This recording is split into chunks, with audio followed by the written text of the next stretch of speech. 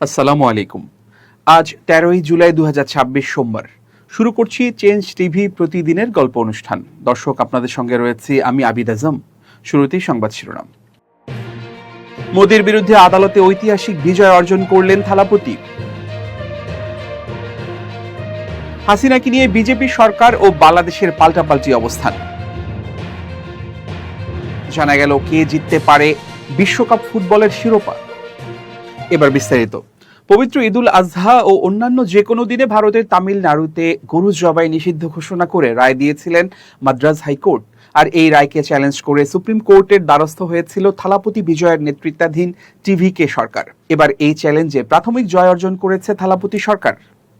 সোমবার মাদ্রাজ হাইকোর্টের আলোচিত সেই নিষেধাজ্ঞার ওপর রায় দিয়েছে ভারতের সুপ্রিম কোর্ট। গরু জবাইয়ের নিষেধাজ্ঞার ওপর অন্তর্বর্তীকালীন স্থগিতাদেশ দেয়া হয়েছে রায়ে। সুপ্রিম কোর্ট স্পষ্টভাবে জানিয়েছেন, হাইকোর্টের এই নির্দেশটির ক্ষেত্রে আইনি সংশোধন বা পর্যালোচনার প্রয়োজন আছে। প্রতিবেদনে বলা হয়েছে, সুপ্রিম কোর্টের এই রায় তামিলনাড়ুর সংখ্যালঘু মুসলিম সম্প্রদায়ের ধর্মীয় স্বাধীনতা রক্ষার ক্ষেত্রে বড় স্বস্তি এনে দিয়েছে। এর আগে গত ২৭ মে মাদ্রাজ হাইকোর্টের একটি ডিভিশন বেঞ্চ ১৯৭৬ সালের আগস্ট মাসের একটি পুরনো সরকারি আদেশ বাস্তবায়নের মাধ্যমে সমগ্র তামিলনাড়ু রাজ্যে গরু জবাইয়ের ওপর পূর্ণ নিষেধাজ্ঞা আরোপের নির্দেশ দিয়েছিলেন। হাইকোর্টের সেই আদেশকে সর্বোচ্চ আদালতে চ্যালেঞ্জ করে বিজয় সরকার যুক্তি প্রদর্শন করে যে, যখন দেশের বিদ্যমান আইন ও সংবিধিবদ্ধ বিধান নির্দিষ্ট নিয়ম মেনে নির্ধারিত স্থানে একটি বিশেষ ক্যাটাগরির বা শ্রেণীর গরু জবাইয়ের স্পষ্ট অনুমতি প্রদান করে, তখন সেই বিধিবদ্ধ আইনের পরিপন্থী কোনো বিচার বিভাগীয় নির্দেশ বা নিষেধাজ্ঞা কোনোভাবেই টেকসই হতে পারে না। মুসলিম ও বিভিন্ন ধর্মীয় সম্প্রদায়ের নেতারা সুপ্রিম কোর্টের এই সিদ্ধান্তকে স্বাগত জানিয়ে যুক্তি দিয়েছেন যে, কোরবানি বা এই ধরনের ধর্মীয় উৎসর্গকে শুধুমাত্র লাইসেন্সপ্রাপ্ত ও সরকারি কসাইখানায় সীমাবদ্ধ করা সম্পূর্ণ অবাস্তব ও অসম্ভব। কারণ উৎসবের দিনগুলোতে বিপুল পরিমাণ পশুর চাহিদার চাপ সামলানোর মতো পর্যাপ্ত ধারণ ক্ষমতা বা অবকাঠামো ওই নির্দিষ্ট কসাইখানাগুলোর নেই। থালাপতি বিজয়ের নেতৃত্বাধীন তামিলনাড়ু সরকার আদালতে তাদের অবস্থান পরিষ্কার করে জানিয়েছে যে, তামিলনাড়ু পশু সংরক্ষণ আইন ও কসাইখানা পরিচালনার অন্যান্য বিদ্যমান নিয়ম কানুন এরই মধ্যে কোন স্থানে ও কী ধরনের শর্তাধীনে পশু জবাই করা যাবে তা কঠোরভাবে নিয়ন্ত্রণ করে। কিন্তু এসব আইন কোনোভাবেই রাজ্যে পশু জবাইয়ের ওপর কোনো ঢালাও বা সম্পূর্ণ নিষেধাজ্ঞা আরোপ করে না। অনেকে সুপ্রিম কোর্টের রায়টিকে ভারতের প্রধানমন্ত্রী নরেন্দ্র মোদীর বিরুদ্ধে তামিলনাড়ুর মুখ্যমন্ত্রী থালাপতি বিজয়ের ঐতিহাসিক বিজয় উল্লেখ করেছেন। ভারতে পলাতক বাংলাদেশের সাবেক প্রধানমন্ত্রী শেখ হাসিনার দেশে ফেরার পরিকল্পনা নিয়ে মন্তব্য করেছেন পশ্চিমবঙ্গ সরকারের মন্ত্রী দিলীপ ঘোষ। তিনি বলেছেন, বাংলাদেশে যা হচ্ছে তা কোনোটি ঠিক নয়। একই সঙ্গে তিনি বলেন, শেখ হাসিনা একজন নির্বাচিত প্রধানমন্ত্রী ছিলেন, তাই তার নিজের দেশে ফেরার অধিকার রয়েছে। ২০২৪ সালের ৫ আগস্ট গণ আন্দোলনের মুখে বাংলাদেশ ছাড়ার পর থেকে শেখ হাসিনা ভারতে অবস্থান করছেন। বর্তমানে তিনি দেশটির রাজধানী দিল্লির একটি গোপন স্থানে রয়েছেন বলে জানা গেছে। ভারতে অবস্থানের প্রায় ২ বছর পার হয়েছে শেখ হাসিনার। এরই মধ্যে বাংলাদেশের আদালতে জুলাই গণঅভ্যুত্থানে গণহত্যার দায়ে তাকে মৃত্যুদণ্ড দেওয়া হয়েছে। বার্তা সংস্থা রয়টার্সের এক প্রতিবেদনে বলা হয়েছে, আগামী ডিসেম্বরের মধ্যে বাংলাদেশে ফেরার পরিকল্পনা রয়েছে আওয়ামী লীগ নেত্রী শেখ হাসিনার। রয়টার্সকে দেয়া প্রায় ১ ঘন্টার টেলিফোন সাক্ষাৎকারে তিনি জানান, চলতি বছরের ডিসেম্বরে দলের জ্যেষ্ঠ নেতাদের সঙ্গে নিয়ে দেশে ফিরে স্বেচ্ছায় আদালতে আত্মসমর্পণ করার পরিকল্পনা করছেন। এটি ছিল দেশে ফেরার সম্ভাব্য সময়সীমা নিয়ে তার প্রথম প্রকাশ্য বক্তব্য। শেখ হাসিনার দেশে ফেরার প্রসঙ্গে পশ্চিমবঙ্গের পঞ্চায়েত, প্রাণী সম্পদ বিকাশ ও কৃষি বিপণন দপ্তরের দায়িত্বপ্রাপ্ত মন্ত্রী দিলীপ ঘোষ বলেন, গত ২-৩ বছরে বাংলাদেশে যে ঘটনাগুলো ঘটেছে তা দেশটির জনগণ ও সংবিধানের পক্ষে ভালো নয়। গণ অভ্যুত্থানের মুখে ভারতে পলাতক সাবেক প্রধানমন্ত্রী শেখ হাসিনা যেখানে আত্মসমর্পণ করুক, তাকে আগে কারাগারে যেতে হবে বলে মন্তব্য করেছেন পররাষ্ট্র প্রতিমন্ত্রী শামা ওবায়দ। সোমবার দুপুরে গণমাধ্যম কর্মীদের সঙ্গে আলাপকালে এমনটা জানান তিনি। পররাষ্ট্র প্রতিমন্ত্রী বলেন, শেখ হাসিনা ভারত বা বাংলাদেশে যেখানেই আত্মসমর্পণ করুক, আগে তাকে জেলে যেতে হবে। দণ্ডপ্রাপ্ত আসামির বক্তব্য সরকারের আমলে নেয়ার কিছু নেই। বন্দি বিনিময় চুক্তির আওতায় তাকে ফেরাতে কূটনৈতিক প্রক্রিয়া চলমান রয়েছে। শেখ হাসিনা দেশে ফিরলে আইনি প্রক্রিয়া কি হবে জানতে চাইলে পররাষ্ট্র প্রতিমন্ত্রী বলেন, শেখ হাসিনা বাংলাদেশে ফিরলে আইন অনুযায়ী আত্মসমর্পণ করতে হবে, ওনাকে জেলে যেতে হবে। সেক্ষেত্রে আইনের গতিতে চলবে। আসামি যদি আত্মসমর্পণ না করে রাজনৈতিক বক্তব্য দেয়, তাহলে আমি মনে করি এসব উস্কানিমূলক বক্তব্য দিয়ে তার দলের পালিয়ে থাকা নেতাকর্মীদের জাগ্রত করার চেষ্টা করছে। এছাড়া তো আমি আর কোনো কারণ দেখি না। তিনি আরো বলেন, সরকারের পক্ষ থেকে ইতোমধ্যে প্রক্রিয়া শুরু হয়েছে।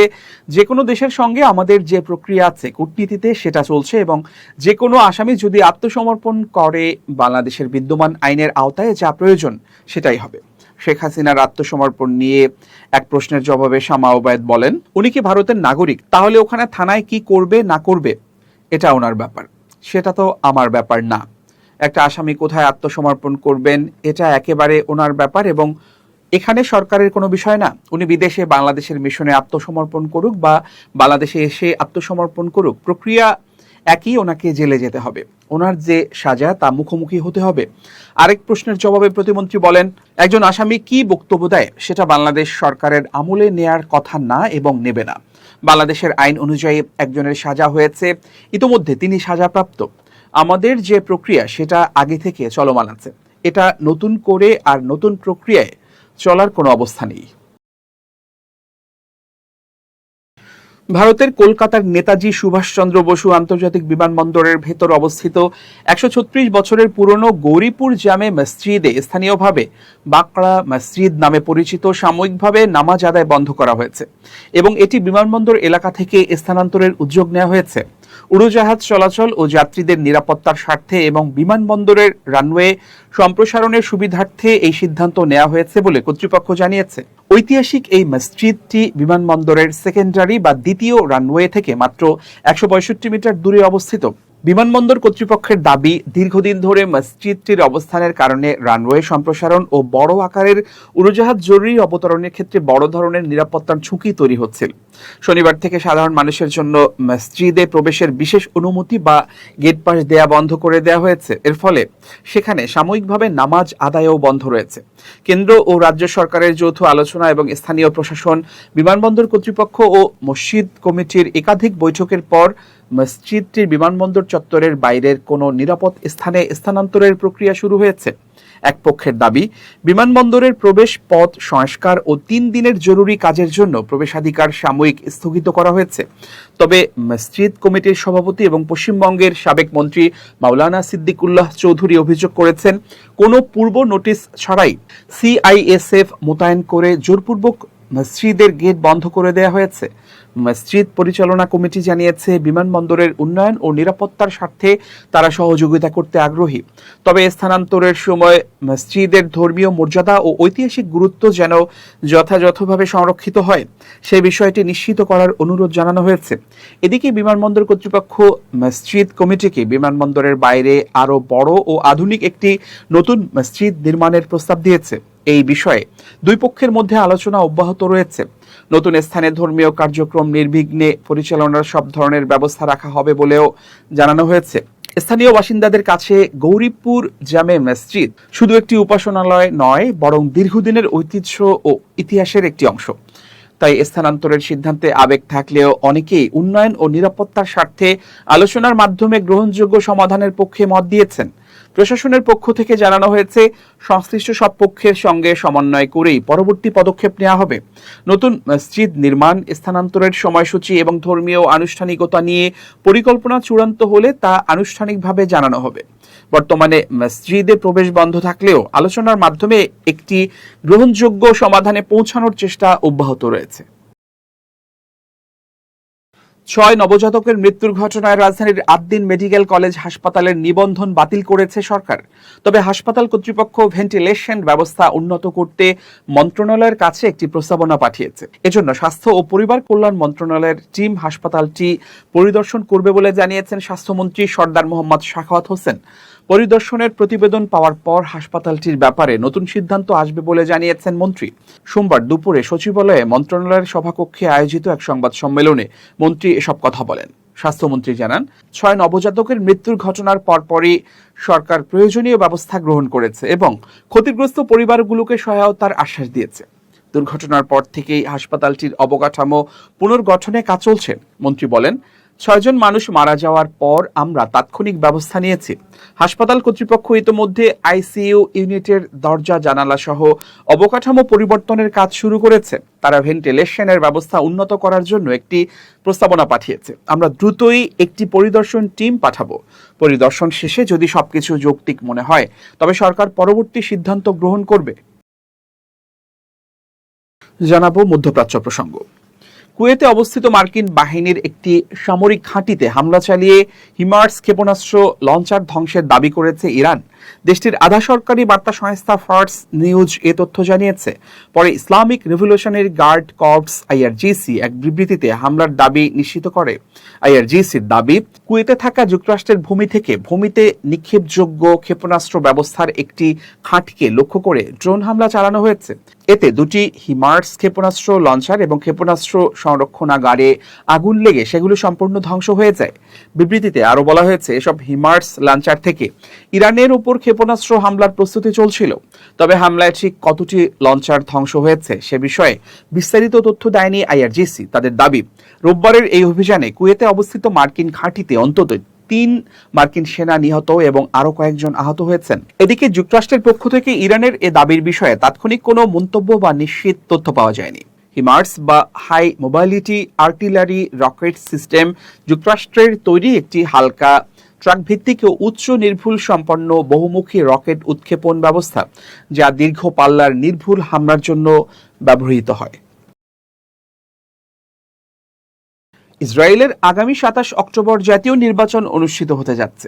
এটি দেশটির আইন অনুযায়ী নির্ধারিত সর্বশেষ সম্ভাব্য তারিখ।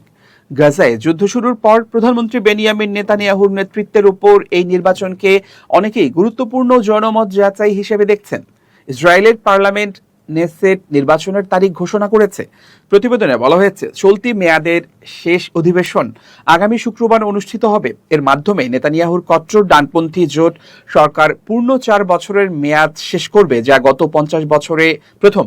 নেসেট এক বিবৃতিতে জানিয়েছে, বর্তমান পার্লামেন্ট তার পূর্ণ মেয়াদ শেষ করবে এবং আইন অনুযায়ী আগামী 27 অক্টোবর নির্বাচন অনুষ্ঠিত হবে। তাই সংসদ আগে ভাগে ভেঙে দেওয়ার কোনো প্রয়োজন নেই। এটিকে ইসরায়েলের সবচেয়ে দীর্ঘ সময় দায়িত্ব পালনকারী প্রধানমন্ত্রী বেনিয়ামিন নেতানিয়াহু গত জুনেই নিশ্চিত করেন তিনি আসন্ন নির্বাচনে আবারও প্রতিদ্বন্দ্বিতা করবেন। 2023 সালের 7 অক্টোবর হামাসের হামলার পর থেকে নেতানিয়াহু ব্যাপক সমালোচনার মুখে রয়েছেন। ইসরায়েলের ইতিহাসে সবচেয়ে প্রাণঘাতী ওই হামলায় নিরাপত্তা ব্যবস্থার বড় ধরনের ব্যর্থতার অভিযোগ ওঠে। সমালোচকদের দাবি, সেই ব্যর্থতার কারণেই গাজা থেকে সশস্ত্র যোদ্ধারা ইসরায়েলের সীমান্ত প্রতিরক্ষা ভেদ করে প্রবেশ করতে সক্ষম হয় এবং 251 জনকে জিম্মি করে। এবার বিশ্বকাপ ফুটবলের খবর। ফুটবল বিশ্বকাপ 2026-এর শেষ 4-এ জায়গা করে নিয়েছে ফিফা র্যাঙ্কিংয়ের শীর্ষ 4 দল ফ্রান্স, আর্জেন্টিনা, স্পেন ও থাইল্যান্ড। 100 ম্যাচের রোম্যান্স, নাটকীয়তা ও অঘটনের পর এখন শিরোপার লড়াইয়ে টিকে আছে এই 4 শক্তিশালী দল। শেষ 4 আসরের মধ্যে 3বার বিশ্বকাপ জিতেছে সেমিফাইনালে ওঠা দলগুলো। 2010 সালে স্পেন, 2018 সালে ফ্রান্স এবং 2022 সালে আর্জেন্টিনা বিশ্ব চ্যাম্পিয়ন হয়। অন্যদিকে ইংল্যান্ডের অপেক্ষা দীর্ঘ 7 বছরের 1966 সালে নিজেদের মাটিতে একমাত্র বিশ্বকাপ জয়ের পর এবার দ্বিতীয় শিরোপার স্বপ্ন দেখছে থ্রি লায়ন্সরা। 1970 ও 1990 সালের পর এবার তৃতীয়বারের মতো বিশ্বকাপের সেমিফাইনালে থাকা 4 দলই সাবেক বিশ্ব চ্যাম্পিয়ন। ফলে শেষ 4ও পেয়েছে বাড়তি উত্তেজনা। এদিকে অপটা সুপার কম্পিউটারের বিশ্লেষণে এবারের বিশ্বকাপ জয়ের সম্ভাবনায় সবচেয়ে এগিয়ে রাখা হয়েছে ফ্রান্সকে। কম্পিউটার বিশ্লেষণ অনুযায়ী ফরাসিদের ফাইনালে ওঠার সম্ভাবনা 57.07% এবং শিরোপা জয়ের সম্ভাবনা 3-4%। সম্ভাবনার তালিকায় দ্বিতীয় স্থানে রয়েছে স্পেন। লারোহাদের ফাইনালে খেলার সম্ভাবনা 42.03% এবং বিশ্বকাপ জয়ের সম্ভাবনা 23.04%। বর্তমান চ্যাম্পিয়ন আর্জেন্টিনাকে নিয়েও আশাবাদী সুপার কম্পিউটার। লিওনেল মেসিদের ফাইনালে ওঠার সম্ভাবনা 49.01%। তবে টানা দ্বিতীয়বার শিরোপা জয়ের সম্ভাবনা ধরা হয়েছে 20.06%। অন্যদিকে দীর্ঘ অপেক্ষার অবসানের স্বপ্ন দেখা ইংল্যান্ডের ফাইনালে ওঠার সম্ভাবনা 50.09% বলে জানিয়েছে সুপার কম্পিউটার। তবে হ্যারি কেইনদের শিরোপা জয়ের সম্ভাবনা 21.09%। তবে পরিসংখ্যান ও কম্পিউটারের পূর্বাভাস মাঠের বাস্তবতার নিশ্চয়তা নয়। ফুটবলের বড় মঞ্চে শেষ মুহূর্তের পারফরম্যান্স, কৌশল ও ভাগ্যই শেষ পর্যন্ত নির্ধারণ করবে 2026 বিশ্বকাপের নতুন চ্যাম্পিয়ন কে হবে। এবার খুব জরুরি 1 মিনিট জানাচ্ছেন ইউনেস্কো ক্লাব জার্নালিজম অ্যাওয়ার্ড বিজয়ী আমিরুল মোমিনিন মানিক। খুব জরুরি 1 মিনিটে প্রত্যেককে আমন্ত্রণ। প্রিয় বন্ধুরা, সারাদিনে আমরা 24 ঘন্টা সময় পাই। এই সময় কি আমাদের নিয়ন্ত্রণে রয়েছে, নাকি আমার সময় অন্যেরা নিয়ন্ত্রণ করছে? প্রিয় বন্ধুরা, এটাই হচ্ছে গুরুত্বপূর্ণ বিষয়। আপনি যদি সকল কাজে সফল হতে চান, তাহলে সময়কে নিয়ন্ত্রণ করতে জানতে হবে। আপনি সময় যদি নিয়ন্ত্রণ করতে পারেন, তাহলে প্রত্যেকটি কাজের জন্য সময়কে ভাগ করে নিতে পারবেন, এবং পৃথিবীতে এটাই হচ্ছে সবচেয়ে গুরুত্বপূর্ণ বিষয়। সুতরাং আসুন সময়কে সুন্দরভাবে সাজাই এবং নিজেদের কাজগুলো পরিপাটিভাবে সম্পন্ন করি। ভালো থাকবেন, শুভেচ্ছা নিরন্তর। প্রিয় দর্শক, শেষ করছি চেঞ্জ টিভির প্রতিদিনের গল্প অনুষ্ঠান। changetv.press বাংলাদেশের ইউটিউব জার্নালিজমের অগ্রদূত। ভিজিট করুন এর ওয়েবসাইট www.changetv.press, youtube.com/changetv.press এবং সাবস্ক্রাইব করুন চ্যানেলটি। নিয়মিত লাইক, কমেন্ট ও শেয়ার করে আপডেট রাখুন নিজেকে। ভালো থাকুন, নিরাপদে থাকুন, শুভেচ্ছা নিরন্তর। changetv.press, এক ফোঁটা হলুদও নেই।